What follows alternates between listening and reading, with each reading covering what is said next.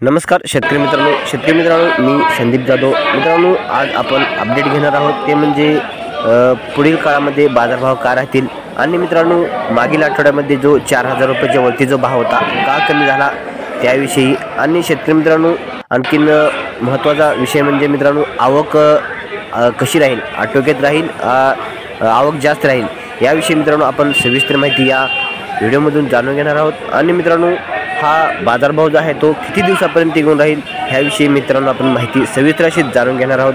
तर मित्रांनो विनंती करतो की व्हिडिओ जास्तीत जास्त वेळ पाहण्याचा प्रयत्न करा। तर मित्रांनो चला सुरुवात करूयात हा महत्त्वपूर्ण व्हिडिओ।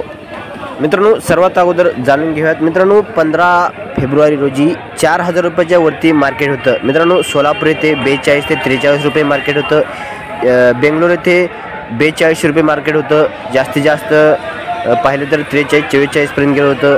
आणि मित्रांनो चेन्नई येथेही 4000 रुपयाच्या वरती मार्केट होतं, नाशिक, नगर आणि पुणे येथे मित्रांनो 3132 रुपये बाजारभाव होता। आणि मित्रांनो महुवा येथेही 3000 ते 3500 रुपयेपर्यंत मार्केट होतं, जो गुजरात येथील मार्केट महत्त्वाचं आहे मित्रांनो, तिथे आवक भरपूर प्रमाणात असते मित्रांनो पण तिथला विषय आहे बाजारभाव का कमी झाला। तर मित्रांनो 15 फेब्रुवारी रोजी बाजारभाव आल्यामुळे सर्व शेतकऱ्यांनी कांदा काढण्यासाठी कमी कालावधीमध्ये कांदा काढला।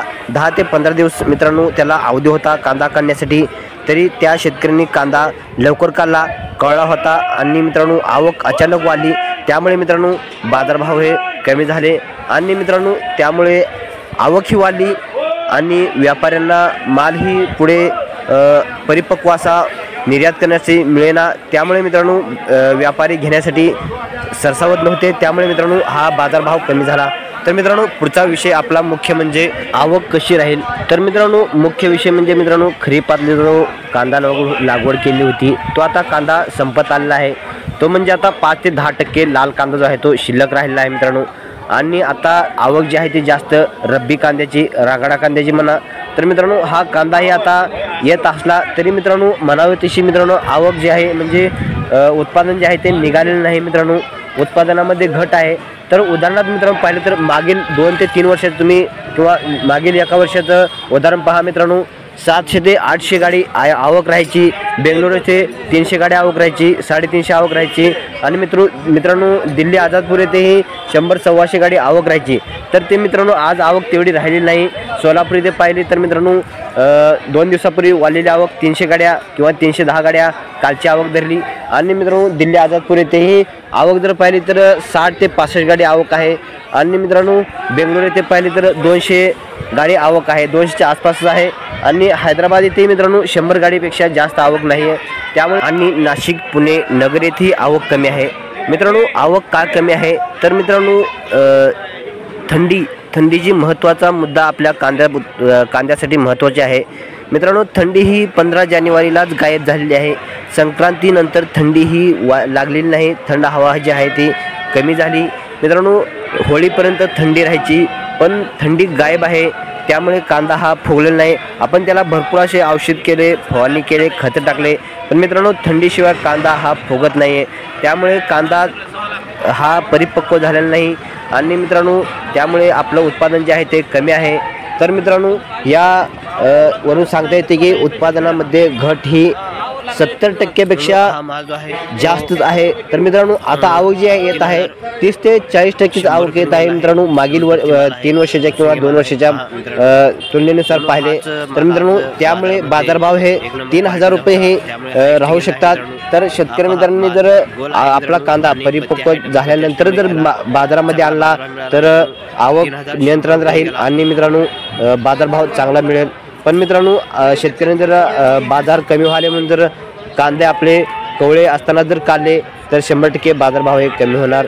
तर मित्रांनो वारंवार मित्रांनो मी विनंती करत असतो की आपला कांदा काढणीस तयार झाला असतानाच मित्रांनो आपला कांदा काढा आणि मित्रांनो तरच आवक ही आटोक्यात राहणार आहे। आणि मित्रांनो अचानक आवक अशी बाजारपेठेमध्ये घेऊन जाऊ नका किंवा जास्तीत जास्त असा कांदा घेऊन जाऊ नका, कमीत कमी आपलं उत्पादन 100 गोण्या निघाला असेल तर मित्रांनो त्यातनं 50 अगोदर घेऊन जावा, त्यानंतर दुसऱ्या दिवशी 50 गोण्या घेऊन जावा, तर मित्रांनो आपल्याला बाजारभाव हा योग्य मिळेल।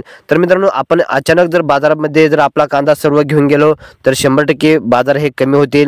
मित्रांनो छत्रपती शिवाजी महाराज यांच्या जयंतीच्या झाल्यानंतर मित्रांनो 20 फेब्रुवारी रोजी अचानक सर्वच बाजारपेठेमध्ये आवक वाढली, कारण मित्रांनो सुट्टी होती, त्यामुळे बाजारपेठेमध्ये सर्व शेतकऱ्यांनी अचानक गर्दी केली, त्यामुळे मित्रांनो बाजारभाव हे कमी झालेले आहेत मित्रांनो, आणखीन सुधारले नाहीत। पण मित्रांनो पुढील काळात जर आवक जर आटोक्यात राहिली तर मित्रांनो 3000च काय 4000 रुपयांपर्यंत ही मार्केट जाऊ शकेल, कारण मित्रांनो आपल्या मालाला मागणी जास्त आहे, कारण आपल्या कांद्याला क्वालिटी आहे।